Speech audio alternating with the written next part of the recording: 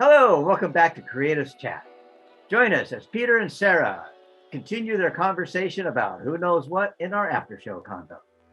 Streaming from Retro Earth Studio and brought to you by wearehistorically.com, Conscious Brand Apparel, and raise your vibration and energize your life with specialized Fibonacci tuning forks that deepen meditations and empower self-healing. Get your vibrational sound tools for personal enhancement at energybodytuners.com.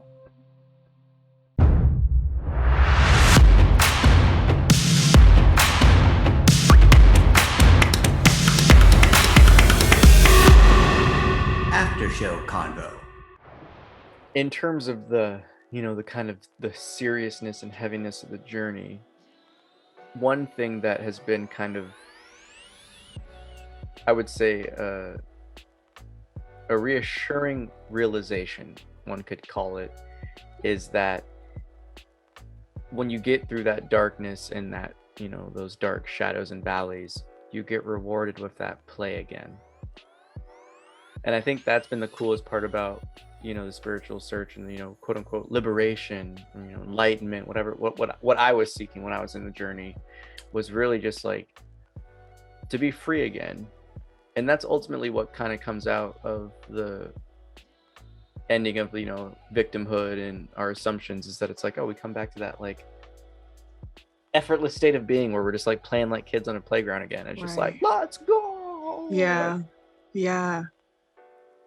I think this week specifically, I definitely have been in this place of like my heart and my mind are like on the same page about like where we want to go, control rooms, all systems go. My physical body is still like having reactions or like physical responses to some of like the experiences I've had. And so like having to like parent myself, and like literally yesterday I'm like, triggered or whatever. And I was like, I just like don't want to deal with this. And I proceeded to watch children's shows for the remainder of the afternoon.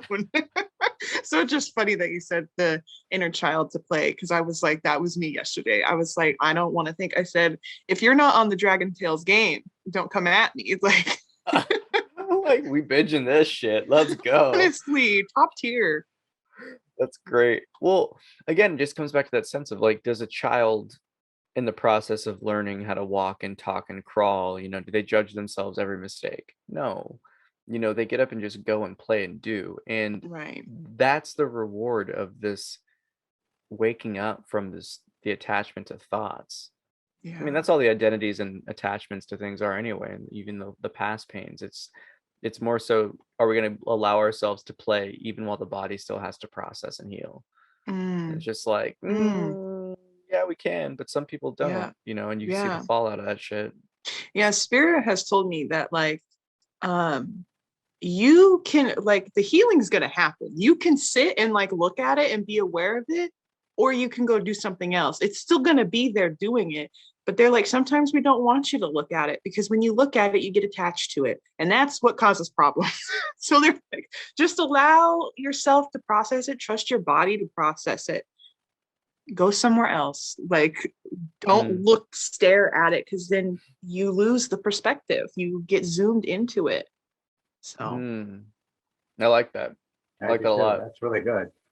Yeah. Well, I mean, it's just a fact of just the power of what we are as a window of awareness, right? You either put your attention or your affection and you focalize on something and give it more and more inertia and energy, or you simply allow it to kind of fizzle out on its own. Right. And that's very much so the point of the recognition. It's like you have to catch the wheel spinning. Once you see it, you're like, okay, it's cool. Then you can move along and then just let it kind of like fade itself out.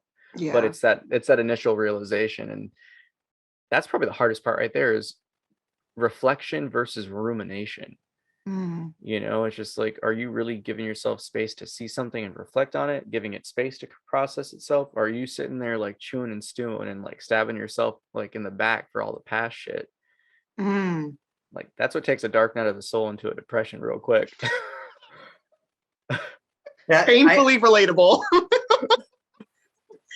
See, to me, that there's no reason to step back and assess the situation, right? I mean, that to me, assess, evaluate, execute.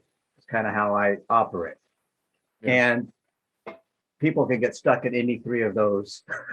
Yeah. They get stuck in the assessing, they get stuck in the execution part of it, or how do I execute? But the part where what I wanted to say was that and you said this in part one, that we are not our thoughts. I like how you guys cover that in part one. If you haven't seen part one, go back and watch part one. About, yeah, I mean, really observing our thoughts and being observed with our thoughts. But the whole reflection versus rumination, I don't think a lot of people make that distinction. And it's really easy to fall into that trap of ruminating, the woulda, coulda, shouldas, and and been beating ourselves up because we should have known better. And the shift I made somewhere along the line is that, well, wait, if I'm doing the best I can in every moment, how can I look back and have any remorse or regret? Right. I did the best I could with what I knew. Yep.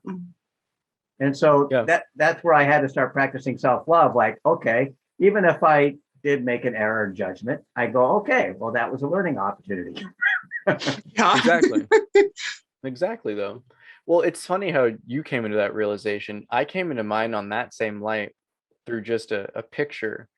And it was when I realized that I was trying to rewrite page. I was essentially like the image of a book came into my mind when I was sitting here caught up in, one of those funks of just dark night of the soul, just like a painful truth of just being like, well, damn, I was believing in that for super long. That hurt, just kind of like just mourning and grieving the loss of those really deeply rooted attachments. And I was kind of just at that point fed up of just being in the funk. I was just like, dude, this is kind of bullshit now. I'm kind of done being like feeling sad and like heavy over this. And I was like, why am I feeling sad? Why was I feeling sad? Like, how did I even get to this place? And it was this image of a book, and both the pages were open, and it was like a hand trying to like rewrite the book. It was like scratching out words and like rewriting words, and like all the margins were all filled. And I was just like, oh, that don't look right. Yeah. And I just knew it. I was like, in that moment, it was just, the real difference for me of reflection and rumination, where I was taking my kind of sitting in my meditations, was ruminating is looking back in the pages of the past and trying to rewrite the story. It's trying to rewrite the margins as if, the book somehow wasn't already printed. And reflection is simply just reading it and kind of like writing spark notes or little footnotes. It's there just like, go. More like boom. It's more like, okay, that's a little like, yeah, some shit went crazy in that period of time, but it's okay now, and you don't have to worry about it. Right. Well, it still wasn't okay for them to do their thing, but you forgive them because it's all they knew and all you knew. It's like, it's that type of constructive, like, okay, am I doing research on it, or am I just sitting here like trying to like grade it and judge it like I'm scoring a paper? And it's like, that's a really good way of putting it. It's kind of like okay, my life is a book, and I'm reading a chapter, I'm living a chapter, and then I get stuck on a sentence. And I'm just like, well, what does that mean? What does that mean? I'm always trying to attach meaning to stuff, right? Ego, my sensitive ego is always taking things personally. And so, but it's like getting stuck on this. I just pictured that. Like, that was a really good visualization of just staring at a sentence, but you still have the whole book, the rest of the entire book to read. Like the story's not over yet. Like, like there's 20 more chapters, but I can't get past this sentence. What does this mean? But again, like, how many of us are stuck in that trap of, even on that spiritual path where, that cycle right there leads you out of what many people would call even awakening. They lead themselves out of their realizations and recognitions of being like, oh, I'm not this, I'm not that. Oh, I wouldn't be feeling this if I wasn't that. And it's like, you dummy. Like, that's how I just feel like spirit was always just like with me when I'm just, I unawakened myself, where it was just like, and I've done it now. Yeah. And actually my team just being like, he doesn't get it yet. He doesn't get it. Like, we sent him 444 777, and he still doesn't understand. Yeah, pretty much. You're just like, come on, Marsha. Like it's fascinating though when you look at it, because we talk about just like the frustrations, the angst going through these cycles, but what has always kind of been on the receiving end of any type of profound realization or kind of dissolving or detachment of something like called Maya, what we can call it, it's always been met with just like profound belly laughs, like just like deep chuckle laughter, just crying, just blissful awesome time, just like, well, I don't know why I'm laughing, but this Literally. is great, my stomach hurts and my face is sore.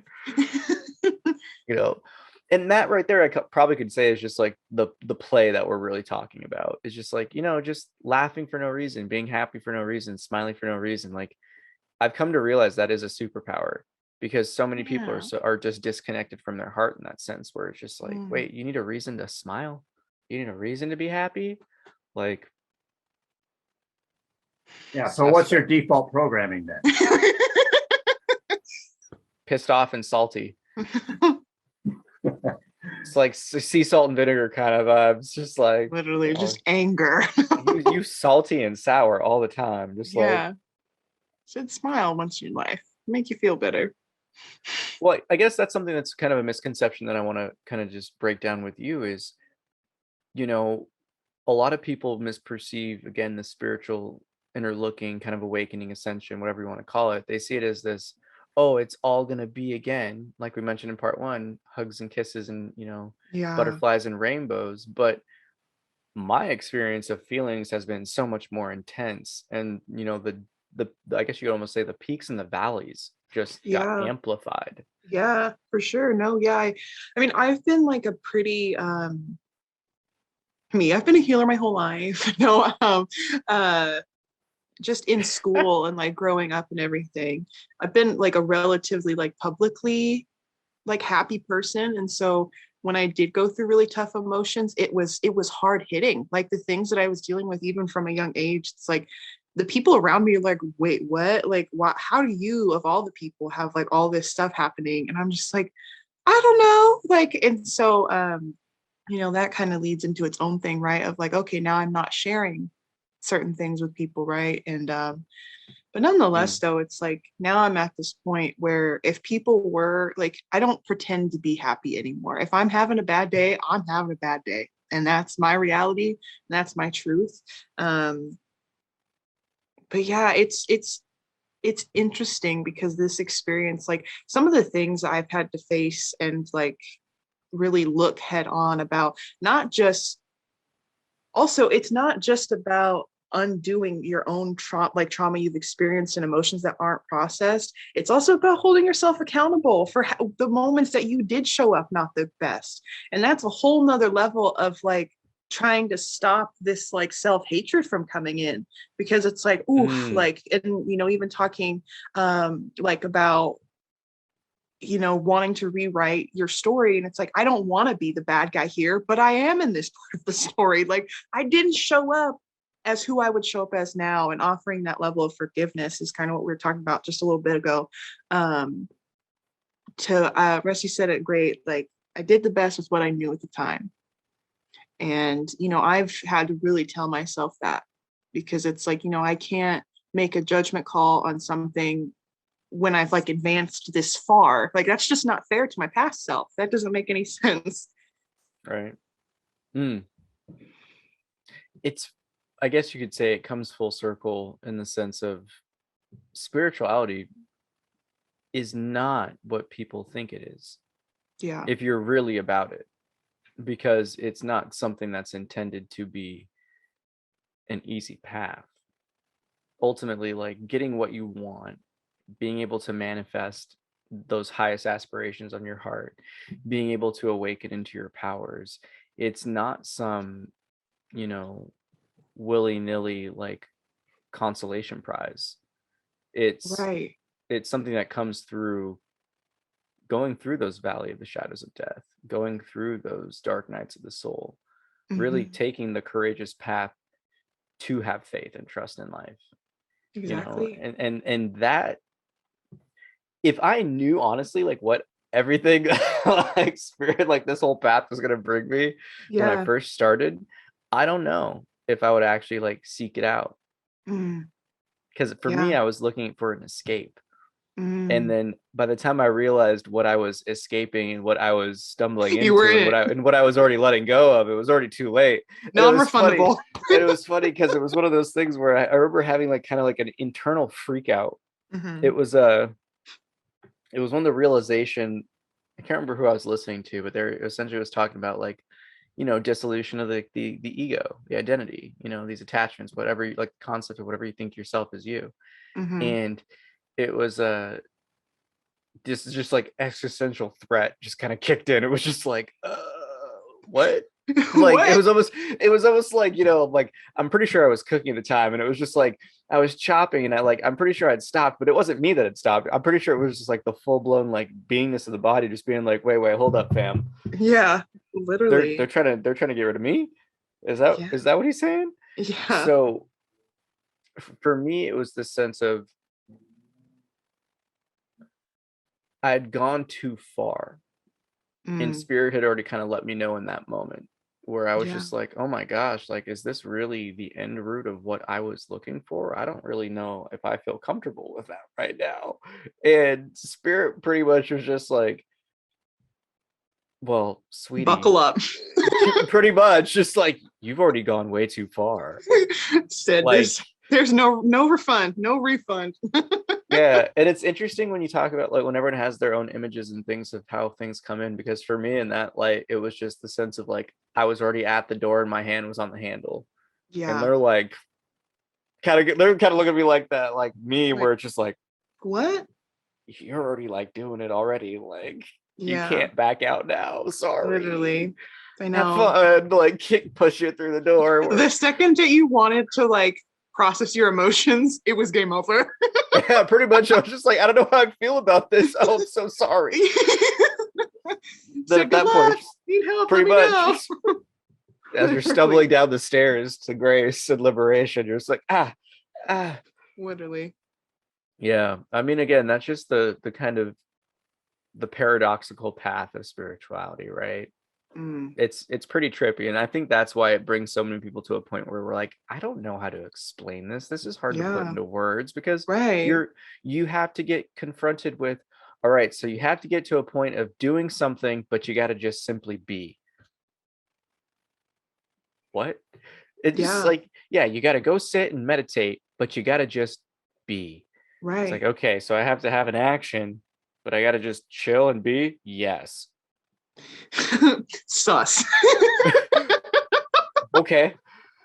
And that's kind of the internal compass where it's just like you have to figure it out yourself. Like no one Hmm. can tell you this shit. Like you have to connect the dots on like what that means for you and apply it for you. And that's why it's so hard, because we're so conditioned to just to fucking do what people tell us to do. Right. Oh, it's Well, and it's crazy. like when you finally get to that point where you're like, I just like don't care. Like that, what you said earlier about like, I don't want this anymore. It's like you get to that point and it's like, I just like don't care. And you know, it really validates your own experience of like, you know what? There are other people that don't care, whether it be in the reality of within, you know, processing and all their stuff. But when you stop caring, you stop allowing the experiences you're having to continue to add to the piles, add to Yeah. the unprocessed everything. And Mm. also, I think another misconception is like, oh, that once I reach enlightenment, ascension, there won't be like I won't feel levels of trauma. I won't feel pain anymore. And it's like, no, Yeah. you just have the skills to process it here now. So you're still going to Right. cry, you're still going to feel everything, you're still going to like have all of the emotions, the full spectrum of them. It's just Yeah, not going to sit in you anymore. Facts. there's some expectation of I'm going to live a life of bliss. Yeah. Which I mean, well, But the thing is that, right, that I like to use the word serenity. That's my measuring stick. I measure everything. I was like, okay, how is this going to affect my serenity? mhm, Because I protect my serenity. But you know, the whole spiritual journey is that we're not immune to pain. We're not you know, but we can transcend it. Yeah. You know, Yeah. we can feel it, and we don't have to get attached to the pain or feel like we're the cause of the pain. Mm. Yeah, that's a huge one for energy perception. Yes. But, you know, it's like we just are a passenger on a train that's going through a tunnel. I'm not the train. I'm not the track. I'm not the tunnel. I'm just a passenger enjoying the ride. And if it gets dark, I can be in peace or I can be scared. You know, if the lights go out and going through the tunnel, you know, the train doesn't stop to wait for the light to come on. The train just keeps going. And whether I want to be going through that tunnel or not, I'm in a tunnel. Yeah. Yeah.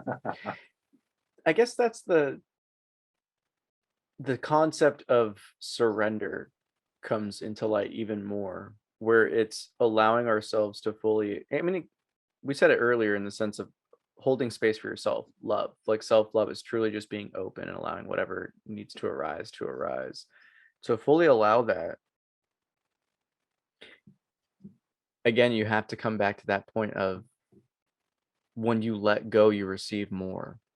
And having to embrace that as like a reality where it's just like, okay, I don't know what's gonna happen, but I'm gonna let it go. And then when you do, it's just like get your hands and your pockets and all the other bags ready because it's gonna fill them, Yeah. you know, with something tasty. But it's that refinedness of the emotions where it's like you're just so much more open to life.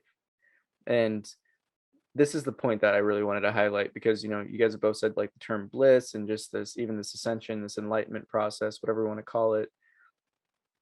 I've found that the words like bliss and liberation and enlightenment, I've come to understand that we've just been off the mark in how mainstream society and like spiritual groups and circles or in the communities really have like put these words on a pedestal to create that point of like, I made it, right? Like you were saying, Sarah. And in truth, it's an infinite onion. Like each of these terms applies to a layer that's peeled off, but each and every layer has its own forms of liberation and bliss and enlightenment. Right. You know, and it's just this continual playground of exploration. It's like you never make it. There's some big checkpoints where you get some pretty dope realizations, you know. True. But like but in truth, it's always this process of liberating yourself from what is false. And, you know, the bliss that comes from it is, you know, the end of that bullshit phrase of ignorance is bliss, where it's like, no, ignorance is just fucking ignorance. Like, you know, bliss is waking up of being like, oh, I was naive to that. I'm happy I know better now. You know, that's where the bliss comes in. The enlightenment is that process of just always refining yourself. You know, you're always coming to see the world in a new light. And every recognition always makes me way more filled with gratitude. You know, being able to see that much more of a divine scheme to this beautiful life and experience. It's like, this is the stuff where I feel like if people really wanted to get there or attain something, it's like, let go of this expectation or concept that you're not already doing it and you haven't already been doing it. Because I feel like if we take the weight away from, oh, I'm someone that's seeking enlightenment, liberation, you know, ascension, it's like we're all already doing that shit. We've all already been doing all that stuff. It's like, are you doing it consciously or subconsciously? That's the Right. only real difference I see. Right. But other than that, it's like we're all about that path. Yeah, I was going to say with the bliss part that to me, bliss is a byproduct of a life well lived. I like that. And that serenity comes not from after the storm. It's something that we carry with us. Like I said, serenity is my measuring stick. But the fact of the matter is, something is disturbing my serenity. It's not out there. Yeah, it's something in here. And so, if I'm disturbed, then my serenity is shaking. You know, or my and so right. And so it's being calm during the storm. It's being calm. No, that's the greatest realization I have learned. My greatest takeaway in my own personal journey, what I've come to realization is that I'm taken care of. Like no I matter am the what. storm. Well, the fact is that I keep thinking things are happening to me or at me, but they're happening for me Right. to learn and to process. If I'm going through a situation, it's because there's something that I can either contribute or take away from it. Mm. And so it's just a matter of, well, what's my purpose here, to be a transmitter or a receiver? Yeah, honestly. Hmm. Wow. So good. So good. I love it. Well, I'm curious, in terms of your own journey of just even introducing yourself into different like healing modalities, Mhm. which one has been probably like your most like favorite to kind of practice yourself and Yeah. So utilize? Reiki is cool. Um I also like do sound healing. I have crystal sound bowls, and I actually am taking a class right now to get a certification to be understand sound healing things. So I'm very excited about that. There you Um, go. but I think right now what I'm into is just like sitting by myself and just like listening. Mm. Sometimes it's like I really want to like do Reiki or I get called to Reiki. Sometimes it's like sitting with all my crystal babies or my plants and I'm like, yay, thanks for your energy. Like lovely. But yeah, no, Reiki healing definitely has been very powerful. Mm. And doing that in a very purposeful way. When I do like self treatments for myself, but and obviously it'll continue to be important as I move forward and eventually want to become a Reiki master and you know, introduce others to this practice as well. Um, but yeah, I like I mentioned as well too, is I want to know more about like this practice of being a shaman and just being supposed to I just like have this pull to know more about it. And so I'm like, okay, I want I'm into it. But Hmm. Can I ask you what got you pointed in the direction of Reiki? so I had a friend who like mentioned it, and then like in like understanding that like massage therapy, like you can become a certified Reiki healer as a massage therapist. It's like a different certification you can get. And so you know, by the powers that be of the algorithm of Instagram, I um I connected with my Reiki master, Mercedes Valencia, over, she lives in Florida. And so we did a distance Reiki attunement, and it was just, it was perfect. She also very firmly stands on um, self mastery. And so it just felt right when I came across her page and I saw, and she does sound healing and stuff. And yeah, I was just like, yeah, this is where I need to be. So yeah. Hmm. And it just continued to evolve from there. Yeah, truly. Yeah, it's so interesting because now she had told me when I first got attuned that like once you practice and like get familiar with, you know, your energy versus like when that Reiki energy is tapped into, um, you'll feel it activate when you're around people that need it. And it's so Hmm. funny because like even before I was attuned, so like there's this like theory or thought people Reiki healers will tell you like one, Reiki finds you when it's supposed to, and two, like if you're going to become a Reiki healer, you were always destined to be one. Like, and so when I was in high school, there was a girl who we were friends, and she had stomach problems. And so like one day I was giving her a hug and I like had my hands on her tummy, and she's like, oh my gosh, I feel so much better when you give me hugs like that. And so like I continued to do that, and I realized that Hmm. like after like, which I mean obviously I'm an adult now, like that I was like, oh, was that? And spirit goes, tink tink, like hear the eyelids click, like girl, what do you think? like, like what do you think that was? That's great. But I mean, the things that we've always been tapped into that we just didn't even realize. oh yeah, oh And yeah, that's the stuff that, again, it's this process of spirituality is a paradox because it's like we're really just coming back to what we always were. right, It's just that exactly. it's just the realization and appreciation for it now. Oh I'm just like, absolutely. oh. humble check super hard. Like, honestly. And being able to utilize the tools has been like super cool. And like knowing that I have like these different avenues for like whatever my body's feeling. Like the other day, like I realized the process of my body, like zooming back out of whatever I'm zoomed into. If there's a situation I'm hyper focused on, be like, oh, perfect. I need to go into the root chakra because I'm not grounded. I'm way too in my head right now. And I watched this process happen like so fast. And I'm like, all right, so you guys do know how to run this thing around here. Like I'm just like the visitor in this like operation of this spaceship. Like, like yeah, that's been my favorite go-to like imagery for the body right now. Is just like, oh, I'm just an operator of this being.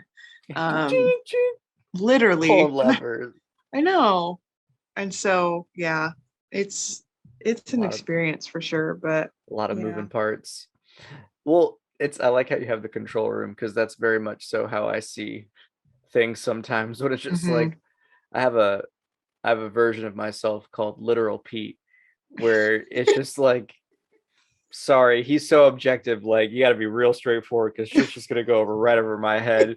And it's just like, and Literal Pete in the control room is just that guy with just like the books looking around, just super professional, and everyone's just like, he doesn't get a joke at all, like and but that's the thing, where each of us has their own image of how to operate this experience called life. But the biggest distinction is the identification you have with the body. Things don't really start taking that next level switch until you are willing and loving enough to separate from that, or to entertain, like, even if you don't believe it, just to entertain, like, okay, well, what if this body is just a body and I'm just the controller of it? That's why I think it's Yeah. funny that everyone that's tapped in always has some type of just like, oh yeah, the representatives of the body are going crazy today. They always have some type of like iteration of that. And someone it's just like, tossed out a file and like nobody can find the information we're looking for. It's a mess. exactly. It's just like I'm sitting here just like pulling this infinite long drawer, just like looking Literally. through stuff, just like, Said sorry, the we're files, not the seeing filing cabinets are just they're like that SpongeBob meme where they're like tossed over and they can't find the information. Everything's on fire. Yeah, exactly. Yeah, it's just fascinating to see how everyone operates in terms of that. But the one main distinction again comes back to that sense of, only when you're willing to entertain the distinction does it actually arise. And that's when you can start to see the kind of control room and operators where you're just like, ooh, that's spicy me. That's sad me. Oh, that's frustrated me. Like, yeah, where does that but one it's come super from? cool too, like to be able to witness those, because then it's like when I'm not consciously aware of them, like or like seeing them or interacting, engaging with them, when I feel these things come up in my body, it's like, oh, okay, this is this, I have a face to the name, I have a face to the name of the physical experience. And so I know how to like talk that part of me down. So like, for example, I had to sit down with my ego the other day and was just like, so listen, girl, I hear you, and I know that you are really sad that you got demoted from being the operator of this ship to the keeper human alive, but your role is so important, and your thoughts just aren't needed right now. So it's like, I'm like, and she's like, fine, okay, I hear you. But it's just being able to talk to those versions of yourself has been a new level. I've kind of been unraveling a little bit, because it's like a different way to engage with these parts of myself that are going to be even more purposeful in the future, I'm sure. So Yeah. Well, it's really interesting how you say that, because for me, the kind of image of you have to let the guard dog be the guard dog. Like, you can't punish it for being the guard dog.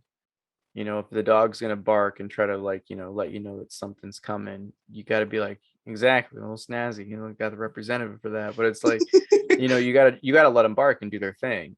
Reassure them. It's like, good job. There's nothing there. Let them see, no threat. You're okay, but thank you. You did what you're trying to do. And it's the same thing with the ego. It's like, again, I've said it numerous times in the show, I very much despise the term ego death, because that same concept is illusory, because A, it's a thought, It's not real. It can't die. Yeah. Logic first. Second, it's the fact that you don't want your ego to die unless you want to be tapped out of this physical world.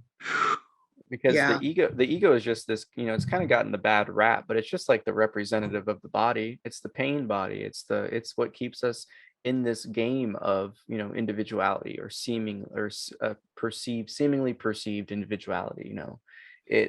It's ultimately what allows us to kind of imbue our spirit and kind of create that unique expression of the soul, like the Yeah. personality. And so many people try to just dismiss it versus just, again, giving it love and holding space for ourselves. So even just like the way you're talking to, like, no, come on, like, come here, that ain't it.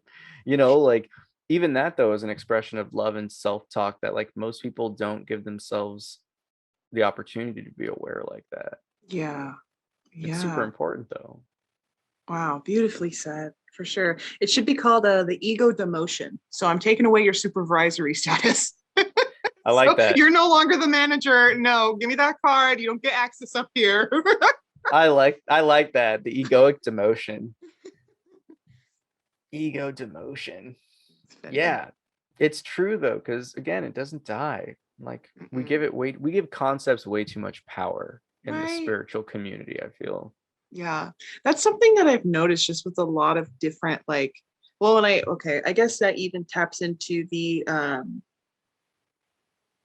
phrases within the spiritual community that like have this meaning or whatever, and people getting attached to everything that they need. And it's like, okay, that's not actually, like, you're just like pulling things into this space from like this past thing that you're like alleging you're walking out of. Like there's still some unhealed things that you think that you have to be so dedicated to, this is the way this is.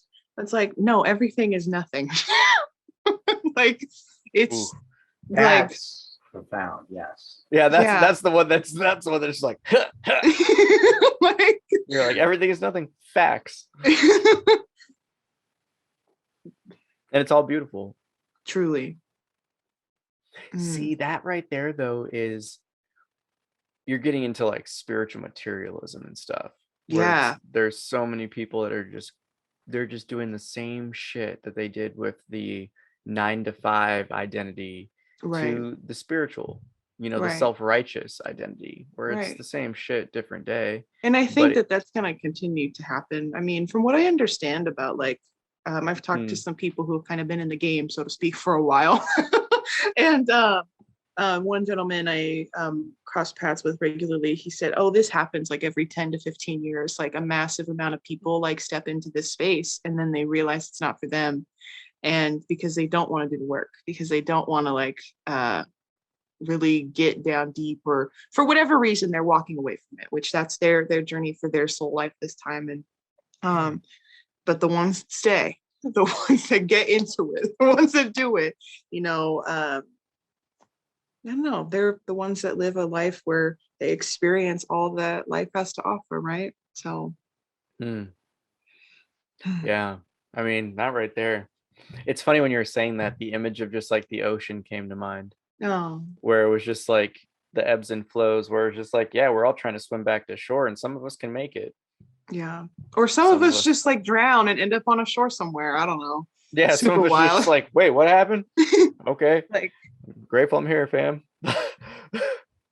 If there's one point that I really want to kind of like push or stress in the sense of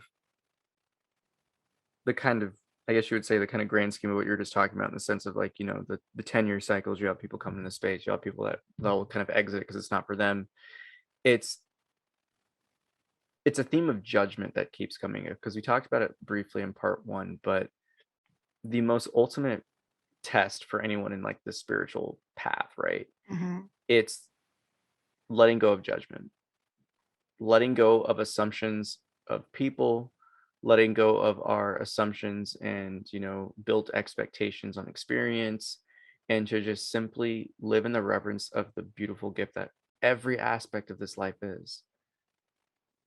And that's what I find is kind of like the most pressing matter that keeps coming up with my intuition. Everything that I keep getting is just like, hold the love, like fully just radiate that light Yeah. So you can dispel all clouds of judgment and assumption and expectation.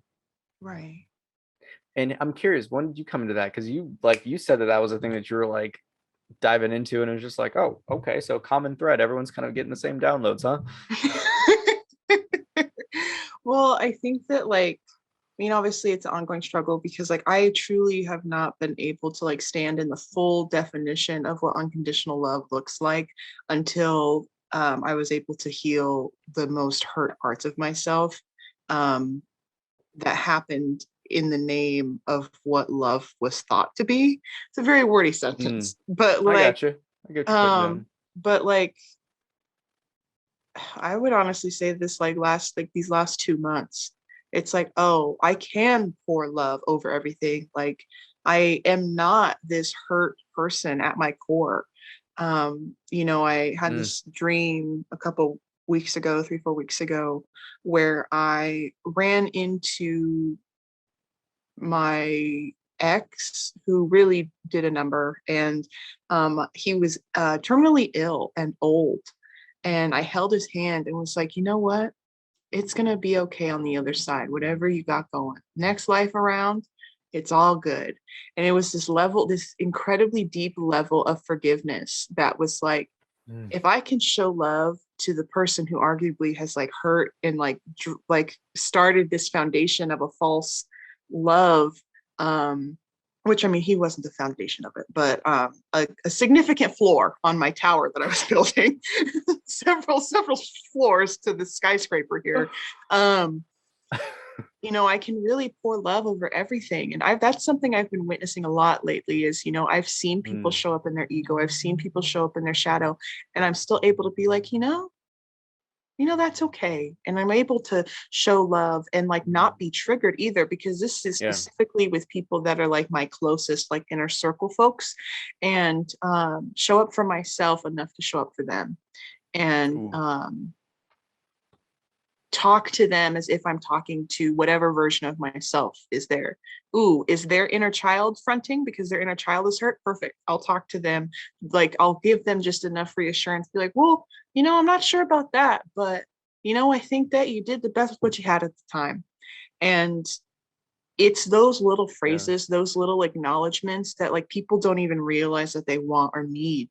And it's like, oh, wow, they like saw me. And it wasn't, I needed to push my healerness and spirituality and all of that stuff in front of their face to be like, listen to what I have to say. It's like the universe will continue to present these opportunities to show unconditional love. And like how lucky am I that like I'm aware of it to get to do that consciously. Because like all the interactions that I've ever had, it's like I look back on them and I'm like, wow, even though there were not so great things that happened, unconditional love, still there was drops of it in those interactions, in those happy moments, in the good. And it's like I'm not getting attached to that as per the relationship or whatever it would have been, but I'm so grateful that I got to see a drop of the unconditional love they had to offer me, even though they can't continuously do it. And I'm setting the boundary of taking a step back.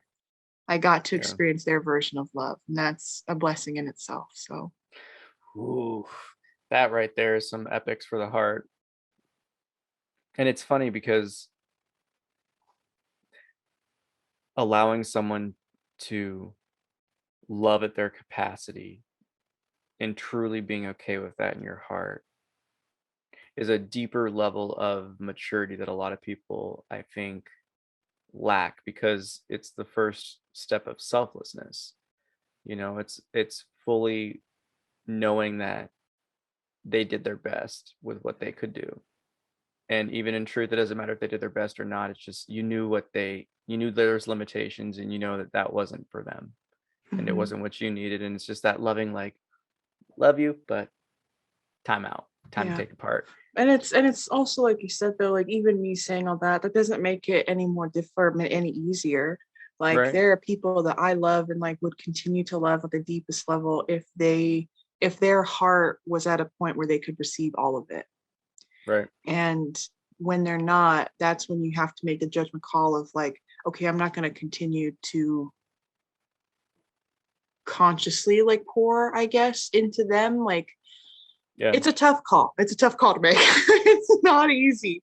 Like there are people that I wish I could continue to love, but it's like now I'm at this point where like I can only love people who love themselves, because it's painful to watch somebody knowingly like, well, knowingly relatively choose not this. I got a distinction I'd like to throw in real quick, Sure. because I've wrestled with this concept as well, Mhm. about how I could be more loving towards Mhm. myself and towards others. But the distinction I made was that I don't have to like you, but I'll still love you. Yeah. Yeah. Oh yeah.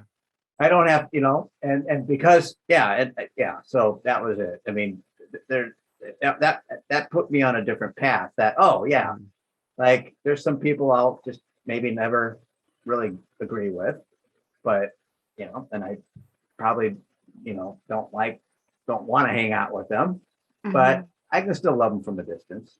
Like you Yeah. just be you, I just pray that, whatever it is that shows up on your path will be that which most benefits you. Mhm. I feel so compelled to speak because this came up this morning in a session, because Beautiful. it's been a theme that's come up a few times, because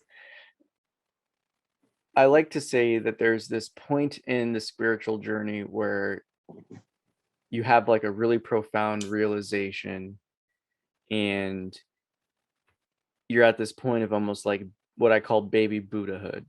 Mm. It's like you're just learning how to walk. You're getting your feet going in this realization that, there's your past pain, your trauma. You realize that you're not the body, that you're navigating this experience. And it's almost like those I unawakened myself, I unliberated myself moments where you fall back into an old pattern. And it's this realization of, you know, you don't have, like what you were saying, Rusty, like you don't have to love everybody, in a sense. Like, in the way I see it is like you don't have to love everybody. You don't have to pour that love to everyone. All you have to do is love yourself enough to just hold space and respect for your own light, to really realize what the body's telling you. Yeah. And what the body's telling you is, I'm not at a space where I can stay in that peace, that serenity, dealing with these people. Like Yeah. I don't remember. I don't We really hear know how you. I want to say this here. I was like, do I really want to say it? It's pretty vulgar. But it was one of those things where it's just like, are these people resonating with me in a sense that is true to my spirit? Mm. And it's just like, and if they're not resonating that's true to my spirit, then I don't want to be around them right now. I don't have to. And that's okay, because you're at a point where it's like you're still acclimating. You're still Yeah. getting your force field up. You can't go out expecting yourself to block all the arrows if you don't have your shield up. Yeah. I think And that, oh, go ahead. oh no. Oh, I was just gonna say, I think one of the things that I've struggled with is like, um, when I see, like, because I just see things, period. It's like when I see the potential of Ah, the opportunity to like love a person, and when these, in the 3D, in the reality of it, it's like they're not there, or like it's just not, yeah. just missing a little bit. um I always like try to tell myself that, hey, it's not that we're going, or it's not necessarily that we're going and we'll never cross again, but for right now our paths are just like apart from each other, and that doesn't mean that they can't come back. Like it's just, they're just apart from each other. So that's something I like do to ease that a little bit. But it's Mm, definitely like, I don't know. I just like really desire to like love people to their fullest extent, and I can see how capable people are. And mhm. it gets really tricky when you're working with people within the same space who are as aware and everything like that. And it's just like, no, like, but I thought, like, Right. I thought this was what it was. Like, what? Like, I don't understand. And then, yeah, things just get messy quick, quick. Well, yeah, ain't that the truth? The way I look at it is that it always boils down to, are we willing to let go of the assumptions? Oof, yeah. If we're really willing to let go of the assumptions, none of that stuff matters anymore, Mm, because none of it ever comes up. mm, I think that's mm. and it's the essence of what was talked about in a session earlier. Was there is, when you're sitting here talking about, like, and this again was like me talking to my client, was just like, when you're sitting here talking about how certain people, are causing triggers and the old self to kind of come up, and you have to reflect, and you're doing all this work in the real time. A lot of it is, again, coming down to this assumption that you have to somehow be quantifying or characterizing these people, Mm, where it's, you have to be judging your experience and assuming the experience has to be some, like, some school and playground of just like they're teaching you this and this consciously. It's just like, do you critique a movie while it's playing? If it's your first time watching it, are you sitting here just like, yeah. you know now I know, Rusty, that all of us are are tapped into the production angle, so we're not all analyzing stuff. But most of us are sitting here just watching the movie, just enjoying the movie. We're sitting here just, like, listening to the characters.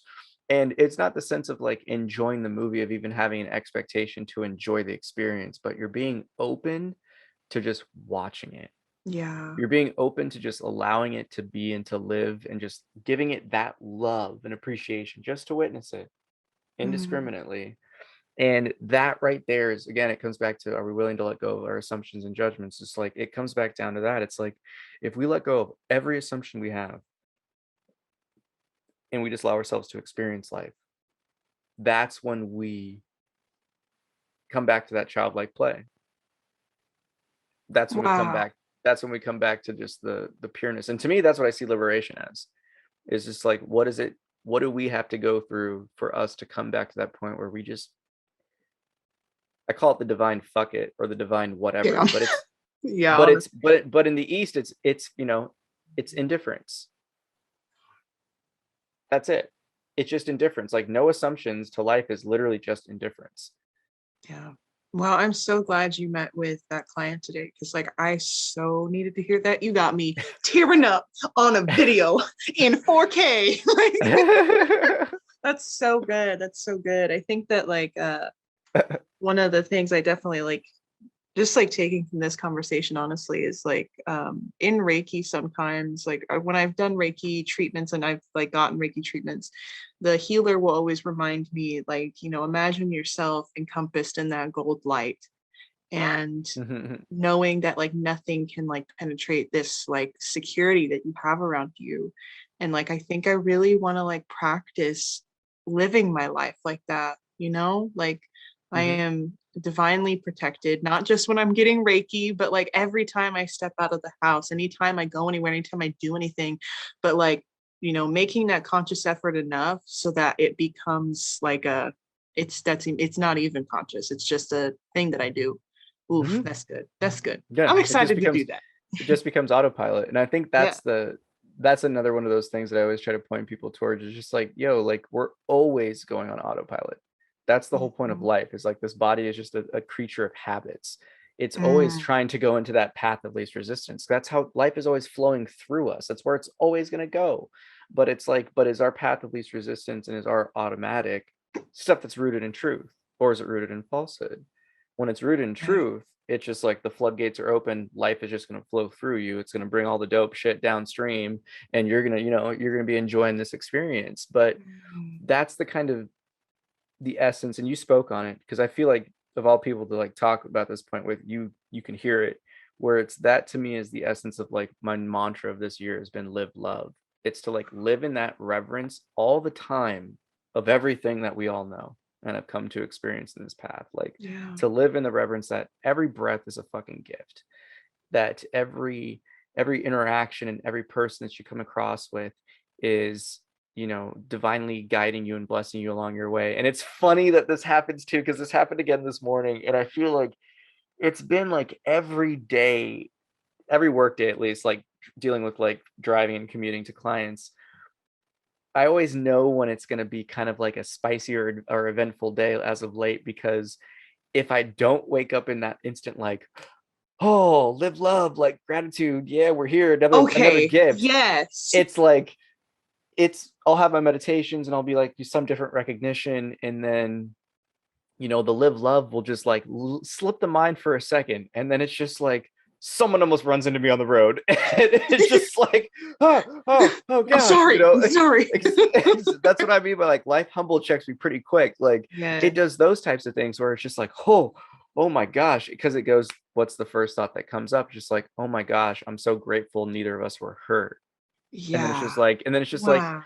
and then it just goes back to that, like, I know, live love, I hope that they're okay, like, Yeah. like bless them, whatever's on their journey. But Yeah. like life will bring those types of lessons to the forefront just to kind of like shock the system of being like, are you about it? Are you really about it? So I Wow. don't know. I feel like there's something to this whole living in the reverence. I mean, obviously, like every time it's been spoken, you mentioned it, like every time that there's someone who's, I guess, their heart's open enough to hear it, like the live love message is what just keeps resonating through everyone. And I think that's what it really means for us to hold our light, Mm. because I've been getting dreams and things and like different visions of like all the different light workers and things of, and we're all getting activated. I'm seeing different communities and networks start to form more naturally. And it's just like, okay, well, why?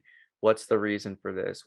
How do we really like capitalize on this? What's the real method of connection? That's where my mind goes with it, at least, where Mhm. for me it is that essence of like, I think it is that, well, I know it in my heart now, it's that essence of live love is like it's the fulfillment of like the Christ energy into the existence of this reality of like truly living in the reverence that this is a divine creation, living out the namaste, like giving the divine respect for each being, knowing that everything is grace, knowing that everything is for you, that you get to do this. Like it's honestly been pretty profound and nuts to see how much life has shifted since I've been trying to live in that more, because it's been getting easier and easier, obviously, but it's also been becoming more and more potent, I think, Mhm. because there's just been more and more powerful connections happening in Yeah. people and events and experiences, and it's just like, Yeah. oh shit, something's going Yeah. on with this. Yeah. I'm finding myself like even today, like um I had a coworker show me something, and he hadn't seen me for a while, and so I ran into him, and he showed me he's like, hey, I want to show you this, and it just made me so happy because I'm like, wow, like this is something that is really important to him, and he was vulnerable enough to share that with me, and like we don't have that sort of connection relationship or whatever, but it's like after I got done talking to him, I'm like, I'm so glad that you shared that with me, like thank Hmm. you. And it's these moments again, like where we're seeing these opportunities to show up that way. And it's Hmm. like, oh wow, like last couple years, there's been a battle of dark and light, and light won. So but like I don't know, just like this leveling up of the collective energy of standing in love, and the true unconditional overflowing fountain version of it is just incredible. Hmm. Hmm. Hmm. I like that. I guess that's one aspect we can kind of just tap into really quick is this essence of, art and creative expression. You have this knack to really just bring out the humor in, especially even in some of these darker concepts, which is always refreshing, to be able to laugh at something that's, can be super heavy and serious. But, when did you really come into realizing that, comedic expression and just like creative expression in general is kind of like your heart, smile, soul language? You're so nice. Stop. No, I don't know. I think that like even like with like the YouTube channel that I'm starting, um, that was the goal because like you really can get so lost in the pain, in the hurt. And Mm. I don't know. I just like, I mean, I'm a child of the internet. Like everything's a joke, right? Nothing's serious. um, but no, so like my brother drew when I was growing up, and he's 7 years older than I am, and naturally me being the little annoying sister I wanted to do everything he did better. And so I started drawing, And then it's like the drawing turned into painting, and I did watercolor for a while, and then acrylic, and then like I've like tried a lot of different art mediums, and so it's always been there's a different way for me to express myself, and it's just like changed over time. And from time to time I'll still paint, not as much as I used to, but going forward, my new expression is opening conversations, you know, doing YouTube and having these types of conversations. But like, you know, I can laugh about these things because these parts of me have healed. And it's like when I take a far enough step back, if I'm watching it from a person watching me on this planet, like, wow, like that's pretty crazy that that was the experience you had. Like, I'm so glad you like made it through that. And I think it's like, for me, we have to like keep that kind of surroundingness, because we can get lost in it. Yeah. So Laughter is the greatest medicine. yeah, didn't you say that earlier? Something about gut something. Those, yeah, I mean, that's always been the kind of release or natural happening whenever there's been some profound realization or release. It's just been like met with just like the deepest of belly laughs, you know. And it's actually kind of one of those natural almost checkpoints. If I find myself kind of seemingly being off my center, like energetically, and I'm like, you know, I'll meditate and be like, oh, I need to ground or something, and I'll come back, and then it's just all of a sudden it's just like you know, it's almost like the Peter Griffin. Yeah, it's a little bit like the Peter Griffin, like just like kind of like it kind of just like comes up naturally. I'm just like, okay, we're back online, cool, you know. And then it's just like, all right, let's get going. And it's just one of those things that, you know, again, it's just the energetic recognition of it, where it's the more that, you know, this process continues to unfold, the easier it is just to navigate what the most subtle energies are really trying to tell us, of like, oh, do I need to navigate this? Do I need to explore that? Do I need to, how can I phrase it? You know, do I need to really hold space for that? Or is this something that is just kind of coming and going like the breeze? Like it just allowed myself to, I guess, again, gain more of an understanding of what the feedback of the body is really trying to show. Yeah. Is this something that I need to process, or am I just having a physical response to a prior situation, you know? So yeah, that's so weird. So like my TV just like turned on and turned off, and I have not moved. Okay, Spirit, you do your thing. That's fine. Whatever. Talk about energetic recognitions. Honestly, that's something that has occurred when I became more and more aware of. I would think something like, so I'm wondering if this is like that, and then I hear a ding, or I'll hear a sound, or a light will flicker, and I'm like, wait, did that just happen? Yeah. And then I go like, okay, so it is that way. There'll be another ding, and I go, yeah, okay, right. Thank you. You know, and you know, we started off part one with like, you know, finding out that, hey, you're not crazy. This is normal. And welcome to the, you know, welcome to our world. I mean, this is like welcome to magic. Yeah, when I thought I was alone for a long time, you know, and I kept my thoughts to my feelings to myself, but I was having all these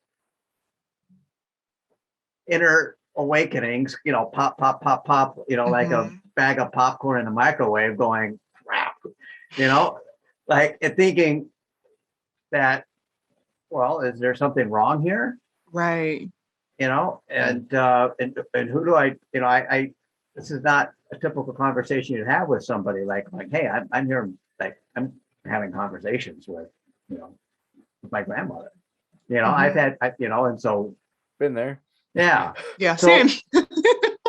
So I talked with my dead dad. Like, yeah. So we're reaching the end of our after show combo. And so I just had a real quick question though. Like, who did you reach out to? What did you seek clarification? How did you, you know, navigate through that awakening?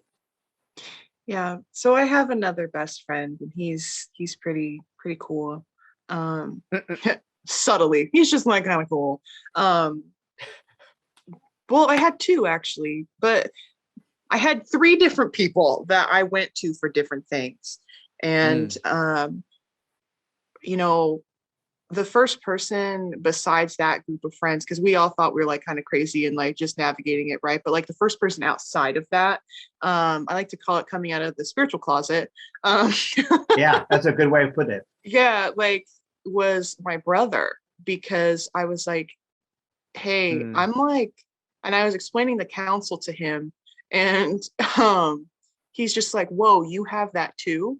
And then we got to have a conversation about like his experiences and like what he connects with, and you know, his own development spirituality. And it's like one of the people that I actually watch who does like monthly reads and stuff, he introduced me to. And it, you know, it opened this conversation. We were roommates at the time, and I was able to like hold it down, because it's like my friends weren't with me, like they didn't live where I live. And so I knew that like if I really was going through it, like we would sit and like drink tea and listen to Fallout music, or not Fallout. Yeah, Fallout, the video game music, like 1950s like stuff, and just like chill and talk about these like difficult things that we're going through. And we made it less about, because I think too, what gets scary when you're starting to talk about these things, it's like, oh, I don't want people to think I'm crazy. And so how I kind of navigated was, okay, yes, I had this experience, but this was the emotional thing that I took from it. This was the growth I had from it. You know, and obviously that's like trying to validate it for them, which is like not your problem, but like that was how I navigated that. And you know, eventually I started introducing the mentionings of the like tarot and just vocabulary that people were familiar with. So then when I was starting to like say like Reiki and stuff, they'd be like, oh, well, what is that? And like I'm like, oh, I'm not just like a witch. Like there's so much more to everything than like, and there's nothing wrong with people who identify as witches or anything, but it just was like, that was the only vocabulary they had been exposed to when it came to this kind of work.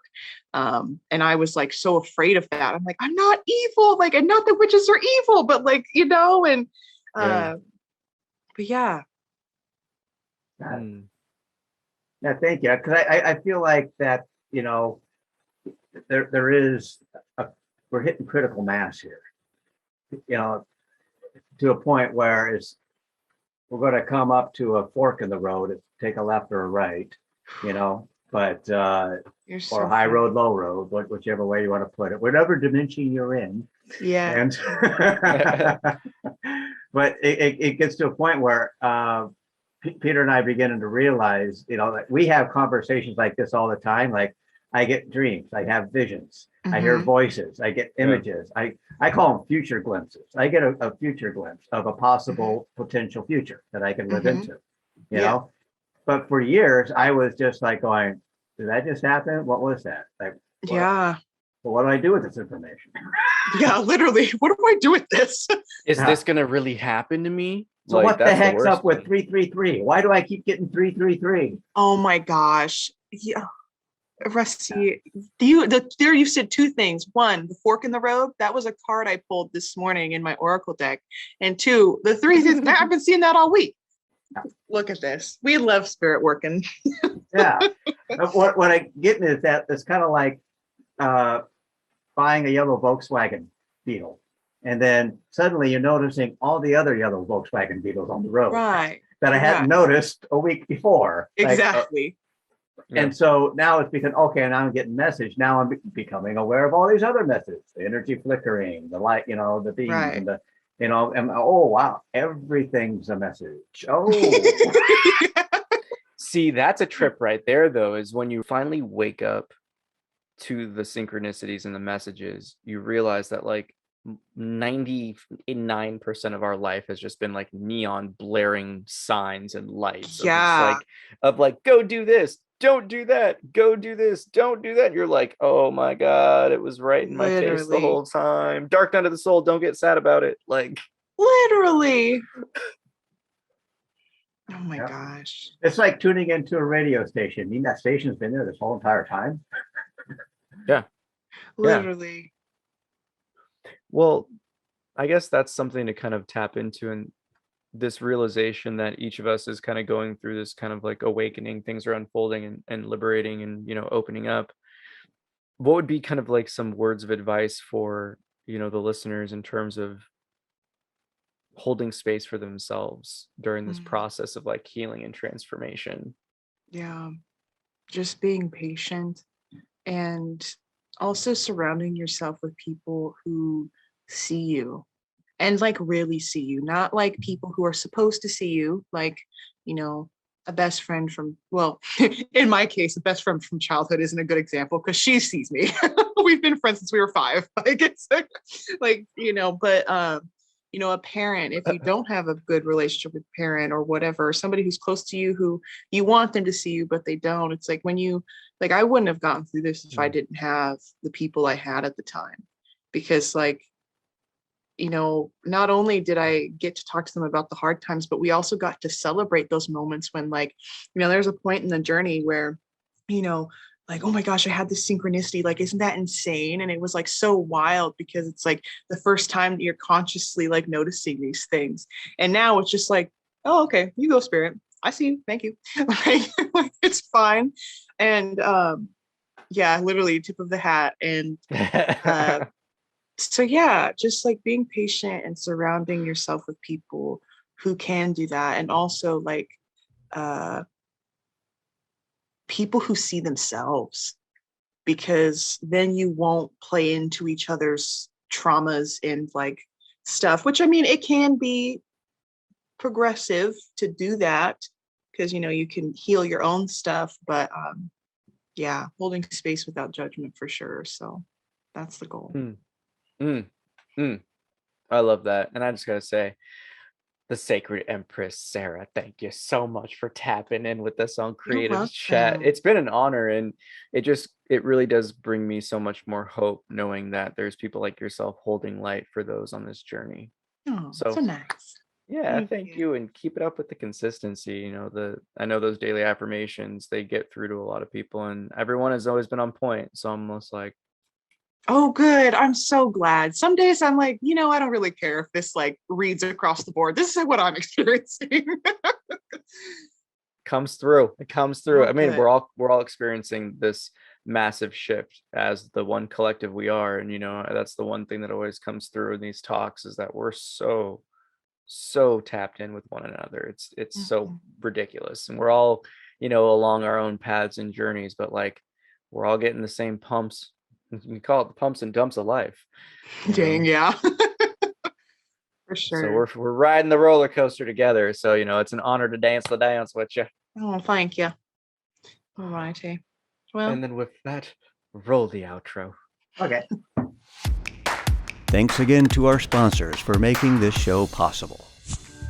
Thank you, We Are Historically, for your conscious human apparel. Shop online at wearehistorically.com. Level up your life and raise your vibration with specialized Fibonacci tuning forks. Get your vibrational sound tools for your personal enhancement at energybodytuners.com. Another creative art production by Retro Earth Studio. That concludes this episode of Creatives Chat. Thank you for watching our show. Click the bell button to get notified of future episodes.